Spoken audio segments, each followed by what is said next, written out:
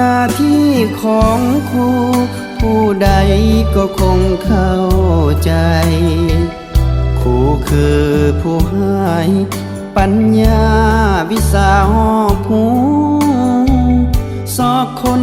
ตำลาทุ่มเทนำพาเสิร์ชสู่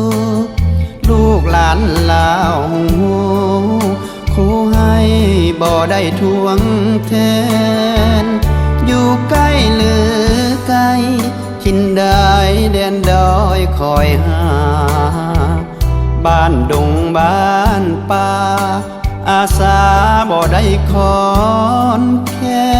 นสิทธิ์ใส่ใจเฮียนภาคเพียรครูปลื้มใจแสนสิทธิ์ท้อถอยคอนแค้นห่วงใยให้กำลังใจ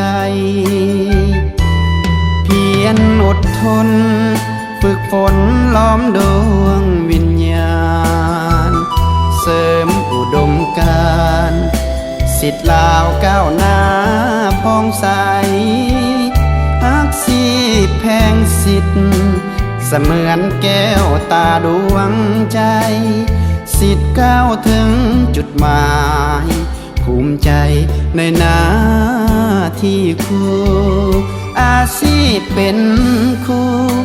บอกเคยคิดเลยเลิกลาขอวอนปัสสา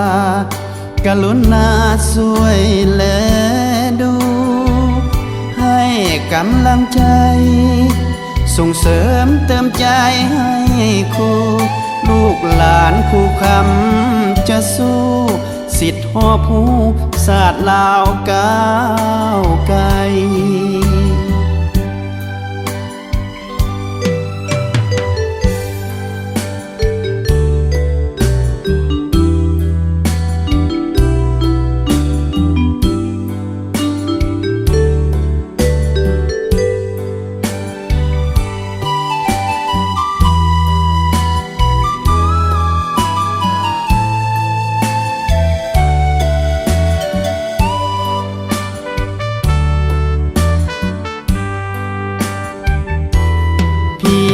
อดทน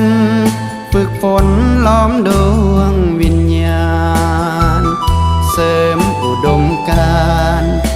สิทธิ์ลาวก้าวหน้าพองใสฮักสีแพงสิทธิ์เสมือนแก้วตาดวงใจสิทธิ์ก้าวถึงจุดหมายภูมิใจในหน้าที่ครูอาชีพเป็นครูบอกเคยคิดเลยเลิกลาขอวอนปัสสากรุณาช่วยแลดูให้กำลังใจส่งเสริมเติมใจให้ครูลูกหลานครูคำจะสู้สิทธิ์หอบหูศาสตร์ลาวก้าวไกล